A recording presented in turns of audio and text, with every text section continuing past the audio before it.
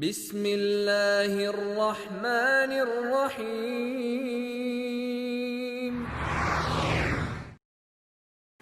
Assalamualaikum warahmatullahi wabarakatuh.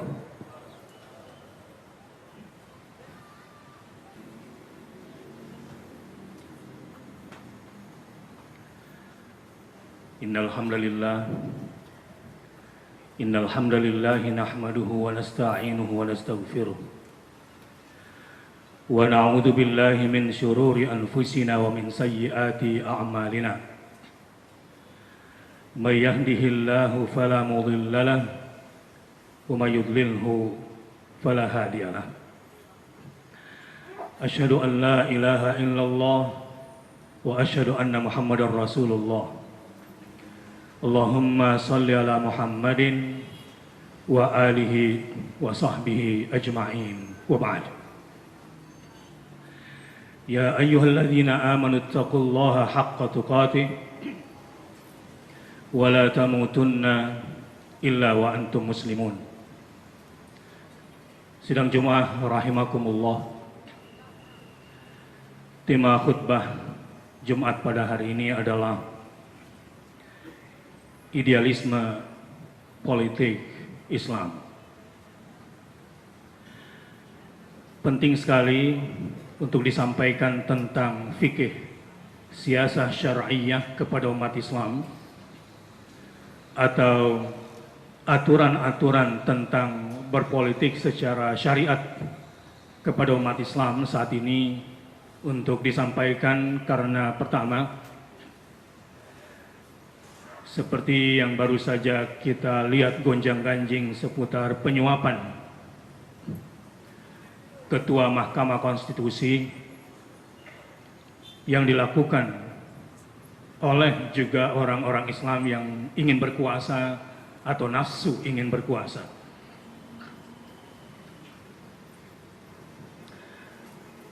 Kedua alasannya adalah bahwa seringkali jargon-jargon Islam dijadikan sebagai komoditas politik untuk mereka yang tidak pernah bisa diharapkan oleh umat dan bangsa ini ketika mereka berkuasa. Kita lihat saja contohnya, misalnya memang kelihatannya dia seorang Islam, mengajukan diri ingin menjadi seorang presiden, gubernur, bupati atau wali kota. Tetapi jika dilihat dan dibedah, prinsip-prinsip dasar politiknya ternyata sangat jauh dari nilai-nilai al-Islam itu sendiri yang pada akhirnya merusak agama Islam di Indonesia ini. Yang ketiga, umat Islam kelihatannya mulai alergi dengan serangan-serangan kaum liberalis yang sejak awal memang tidak menghendaki adanya agama. Ini sebuah penyakit kronis yang memang sudah menjangkiti pemikiran umumnya umat Islam di Indonesia ini. Sidang Jumat rahimakumullah. Bagaimanapun perlu kita sadari bahwa sejak awal komunitas agama tidak pernah menghendaki adanya pertikaian, peperangan dan kekerasan. Kalaupun ada, ini hanya eksploitasi sekelompok orang untuk kepentingan pribadinya atas nama agama, untuk kepentingan kelompoknya atas nama agama, yang sesungguhnya mereka tidak menghendaki adanya agama dalam percaturan sosial, khususnya di negeri ini. Karenanya, khatib pada hari ini merasa penting untuk menyampaikan idealisme politik di dalam Islam agar kita bisa membangun bangsa ini seperti para pendiri bangsa ini meletakkan dasar-dasar politik bagi negeri ini. Hal yang paling mendasar coba kita perhatikan di Indonesia ini. Muhammad Natsir mengatakan bahwa pluralitas yang ada di Indonesia ini sebetulnya sudah ditengahi dengan sebuah kalimatun sawa yang bernama Pancasila. Misalnya, ya ayyuhalladzina Qul ya ahlal kitab ta'alu ila kalimatin sawa'in bainana wa bainakum. Wahai ahlul kitab, di tengah pluralitas Indonesia ini, Al-Quran telah mengajarkan kepada para penguasa dan para politisi dan segenap bangsa Indonesia untuk berjalan di sebuah kalimat pertemuan yang bisa mempersatukan kita semua. Ta'alau ila kalimatin sawa. Mari kita bertemu pada kalimat yang sama. Kalimat yang sama oleh Pak Muhammad Nasir diartikan sebagai Pancasila yang terdiri dari 5 dasar itu. Tetapi landasannya tentu bukan liberalisme atau hak asasi manusia yang didasari oleh demokrasi liberal. Pluralitas di dalam Al-Quran diajarkan alla na'budu illallah wa la nusyrika bihi syai'an. Kita bisa bertemu, membangun bangsa ini di tengah pluralitas kita, keragaman kita dengan kalimatun sawa. Selama kalimatun sawa itu tujuannya adalah untuk alla na'budu illallah. Tidak boleh ada yang kita sembah selain Allah. Wala nusyrika bihi syai'an, dan kita tidak boleh menyekutukan Allah dengan sesuatu apapun.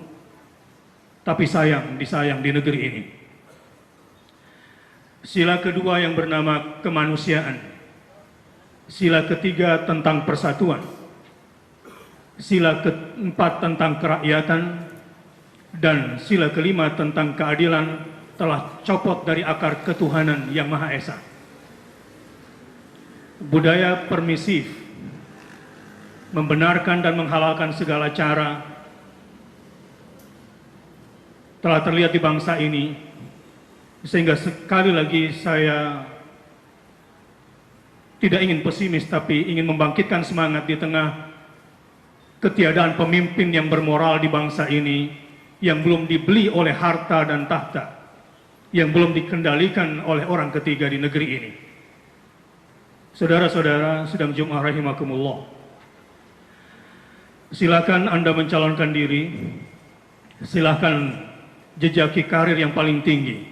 Tetapi jika sebagai seorang mukmin Anda ingin menapaki jenjang karir tertinggi tanpa mental jihad fi sabilillah, atau takut mengutarakan kata jihad fi sabilillah, dan Anda kemudian tidak punya kekuatan orientasi akhirat yang kuat, maka ketika Anda menduduki jabatan, Anda hanya menjadi calo bagi tanah, calo bagi air, bahkan calo bagi udara negeri ini. Sidang Jumat rahimakumullah, dalam riwayat Muslim disebutkan, tak seorang pun diamanahi untuk memimpin rakyat oleh Allah, lalu ia mati dalam keadaan berkhianat pada rakyatnya, kecuali Allah akan haramkan baginya surga. Begitu besar siksaan para politisi dan pemangku jabatan di negeri. Tetapi pada saat yang sama, begitu tinggi penghargaan Islam kepada pemimpin politik. Sehingga Imam Ghazali dalam analisis politiknya mengatakan bahwa pemimpin yang adil dalam satu hari seakan-akan atau melebihi ibadahnya orang selama 70 tahun. Menjadi pemimpin dan masuk ke dalam dunia politik memang high risk sekaligus high values. Menjadi rakyat yang mengabaikan makna politik secara Islam dan secara idealisme Islam, berarti Anda telah berkhianat terhadap sematan khalifah yang telah Allah berikan kepada Anda. Memisahkan Islam dari politik berarti Anda telah berkhianat secara sosial kepada Allah Azza wa Jalla. Karena berpolitik berarti bertarung untuk mengendalikan kekuasaan di tingkat sosial. Dan orang-orang yang telah mengabaikan agama dalam berpolitik berarti telah berusaha untuk melakukan kerusakan di muka bumi. Sidang Jumat rahimakumullah, sayangnya apa yang disebut dengan penguasa dan kekuasaan bagi sebagian besar politisi di Indonesia ini hanya dua di kepalanya. Pertama, bagi dia sudah berkuasa kalau sudah bisa menentukan kebijakan. Dan yang kedua, baginya sudah berkuasa kalau sudah diberikan kekuatan untuk mengalokasikan anggaran. Na'udzubillah min dzalik. Ketika dua hal itu yang ada di kepala para pemerintah, pemangku jabatan, baik di tingkat eksekutif, legislatif, dan yudikatif, maka apa yang terjadi sekarang adalah sebuah kenormalan yang dianggap benar adanya dengan menghalalkan segala cara. Bagaimana Islam memandang sebuah kekuasaan? Islam memandang bahwa dalam ranah politik tidak ada tempat bagi pragmatisme individu dan pragmatisme golongan untuk berkuasa. Membiarkan pragmatisme individu dan pragmatisme golongan berarti kita membiarkan adanya istibdad, kediktatoran, baik dilakukan oleh individu atau dilakukan oleh kelompok. Kalau begitu, apa tujuan berkuasa di dalam Islam? Para ulama berdasarkan nusus syar'iyyah, teks-teks agama telah menjelaskan bahwa hanya dua tujuan berpolitik dan berkuasa di dalam Al-Quran dan As-Sunnah. Pertama, himayatud din. Yang kedua, riasah syu'unir ra'iyyah. Tujuan berkuasa, tujuan berpolitik di dalam Islam adalah himayatud din, untuk memelihara tegaknya agama. Yang kedua, tujuan berpolitik dan berkuasa di dalam Islam adalah untuk memanage urusan rakyat agar tercapai dua hal, keamanan dan kesejahteraan.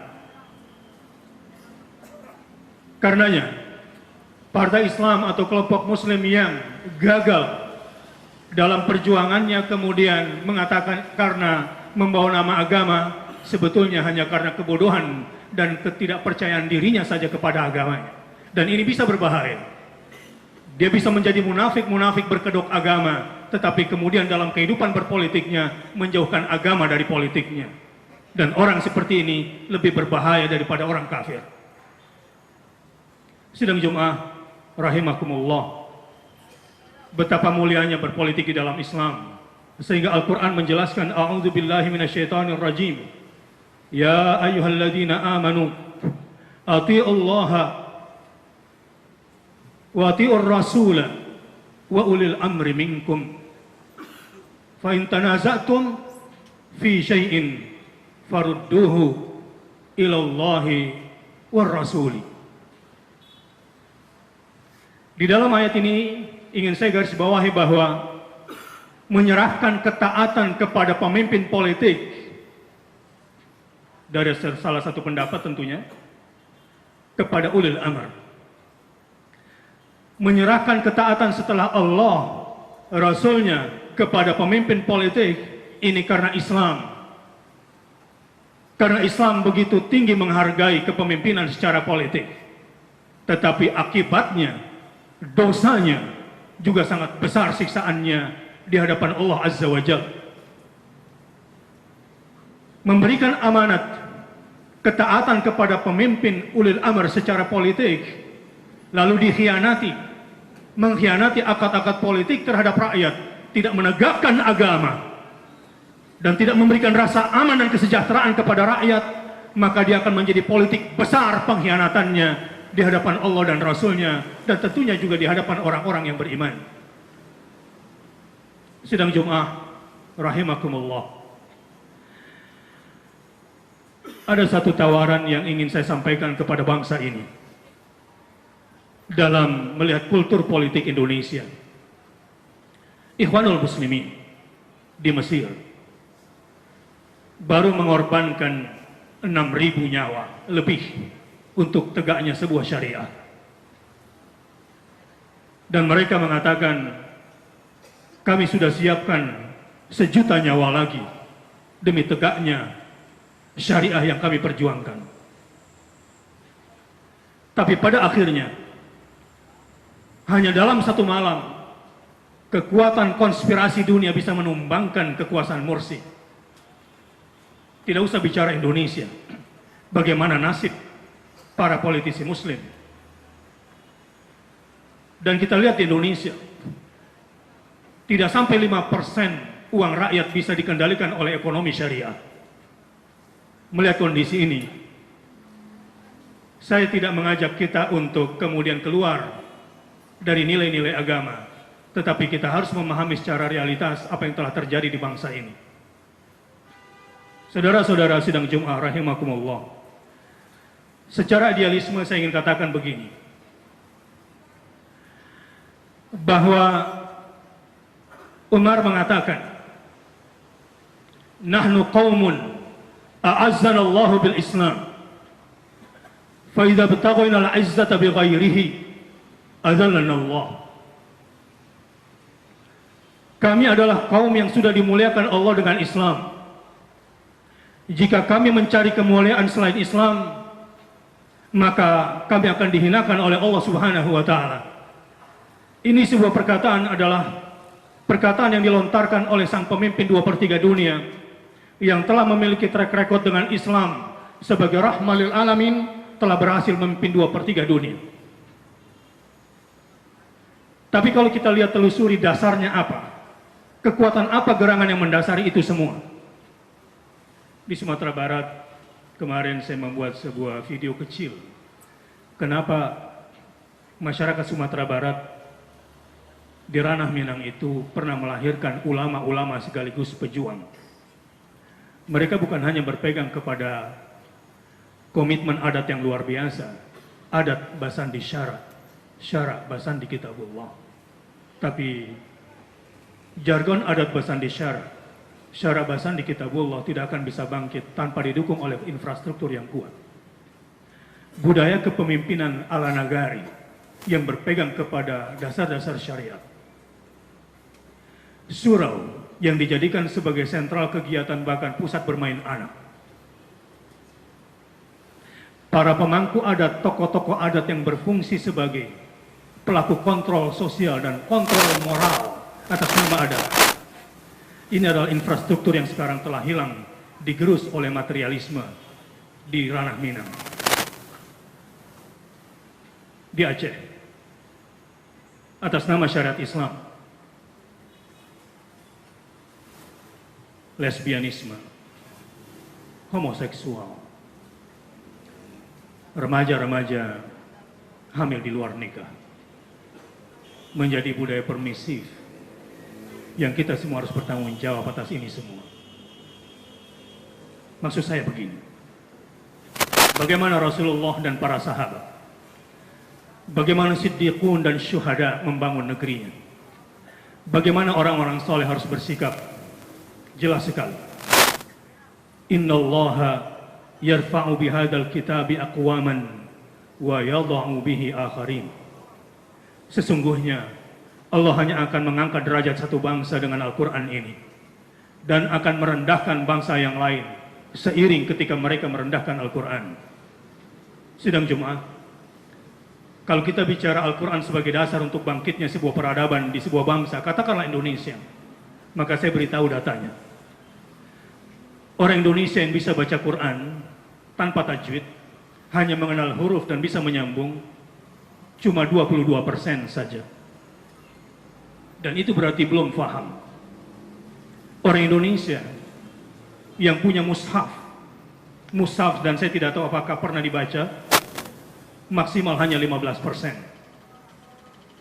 Dan orang Indonesia, termasuk di masjid ini kalau kita buat angket, rata-ratanya yang pernah membaca ilmu panduan untuk membangkitkan peradaban Islamnya, yang pernah membaca Quran terjemah sampai habis, hanya 2% saja rata-ratanya.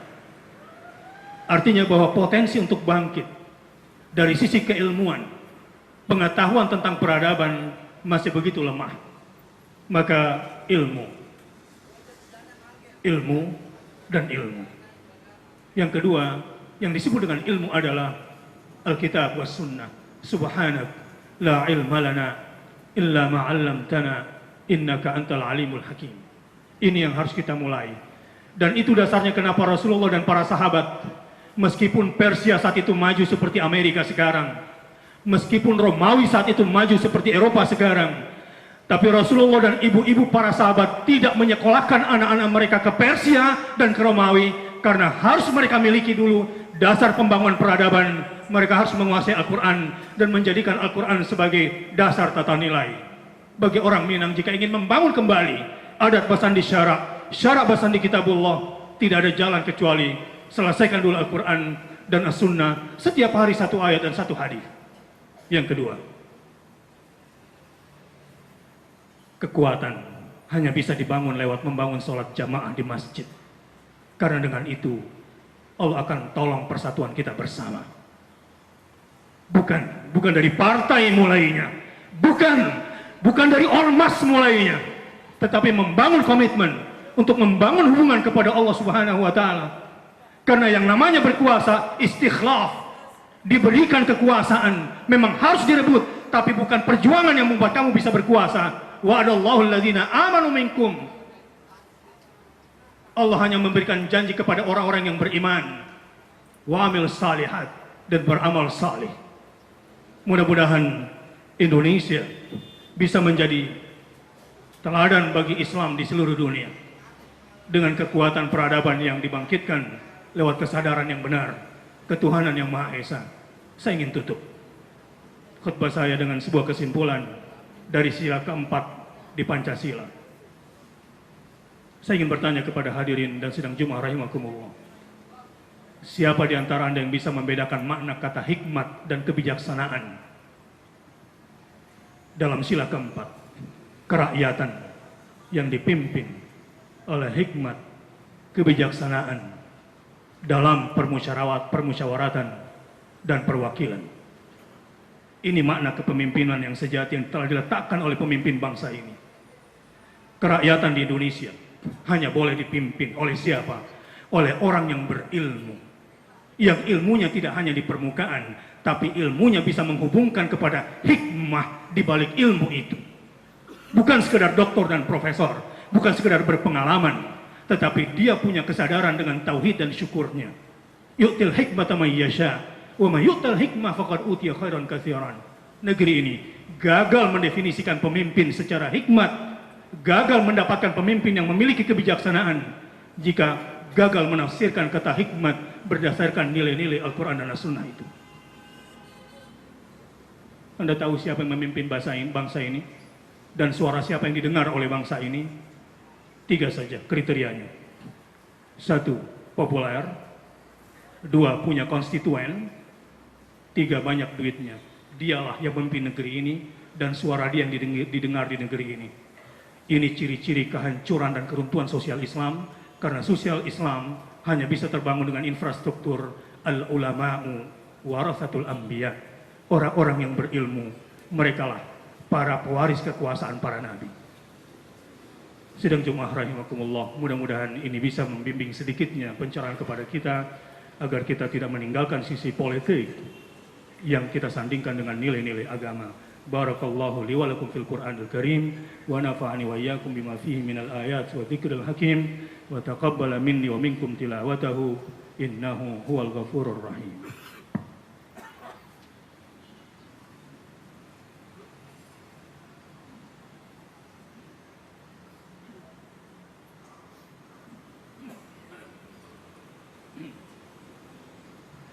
Alhamdulillahi wa kafa, wassalatu wassalamu ala nabiyil mustafa wa ala alihi wa sahbihi wa man tabi'ahu ila yaumil wafa. Asyhadu an la ilaha illallah wa asyhadu anna Muhammadar Rasulullah. Allahumma salli ala Muhammad wa ala ali Muhammad. Ya ayyuhalladzina amanu taqullaha haqqa tuqatih wa la tamutunna illa wa antum muslimun. Inna Allah wa malaikatahu yusalluna ala nabi. Ya ayyuhalladzina amanu sallu alaihi wa sallimu taslima. Sidang Jumat rahimakumullah. Kendala terbesar yang sedang kita hadapi sekarang adalah ketika politik dan kekuasaan dasarnya adalah keinginan dan akal manusia. Serangan kaum liberal yang tidak menginginkan adanya campur tangan agama dalam membangun bangsa. Dari sisi ini, maka Anda punya peluang untuk menjadi seorang pejuang. Karena hidup yang paling mulia adalah menjadi pelayan agama Allah, menjadi pelayan bagi kitabullah wa sunnata rasuli, dan menjadi pelayan bagi hamba-hamba Allah. Inna Allaha wa malaikatahu yusalluna ala nabi ya ayyuhalladzina amanu sallu alaihi wa sallimu taslima. Allahumma salli ala Muhammadin wa ala alihi wa sahbihi ajma'in wa ala tabi'in wa tabi'it tabi'in lahum bi ihsanin ila yaumiddin warhamna ma'hum birahmatika ya arhamar rahimin. Allahumma ighfir lil muslimina wal muslimat wal mu'minina wal mu'minat al ahya'i minhum wal amwat innaka sami'un qaribun mujibud da'wat ya qadiyal hajat. Rabbana zalamna anfusana wa illam taghfir lana wa tarhamna lanakunanna minal khasirin. Allahumma inna nas'aluka ridhaka wal jannah wa na'udzubika min sakhatika wan nar. Allahumma a'izzal islam wal muslimin wa ahlikil kafarata wal musyrikin a'da'aka a'da'ad din. Allahumma ansur man nasarad din wa khzul man khadalal muslimin. Rabbana taqabbal minna innaka antas samiul alim wa tub alaina innaka antat tawwabur rahim. Rabbana atina min ladunka rahmah wa hayyi' lana min amrina rasyada. Ya Allah, berikanlah bimbingan kepada pemimpin bangsa ini. Turunkanlah kasih sayang-Mu kepada rakyat bangsa ini. Berikanlah kepada kami pemimpin-pemimpin yang sayang kepada rakyatnya, yang menegakkan agamanya dan memberikan perlindungan keamanan dan kesejahteraan bagi rakyatnya. Rabbana atina fid dunya hasanah wa fil akhirati hasanah wa qina adzabannar. Ibadallah, innallaha ya'muru bil adli wal ihsan wa ita'i dzil qurba wa yanha 'anil fahsya'i wal munkari wal baghi ya'idukum la'allakum tadhakkarun. Fadhkurullaha 'azima yadhkurukum washkuruhu 'ala ni'amihi yazidkum wa la dzikrullahi akbar wallahu ya'lamu ma tasna'un.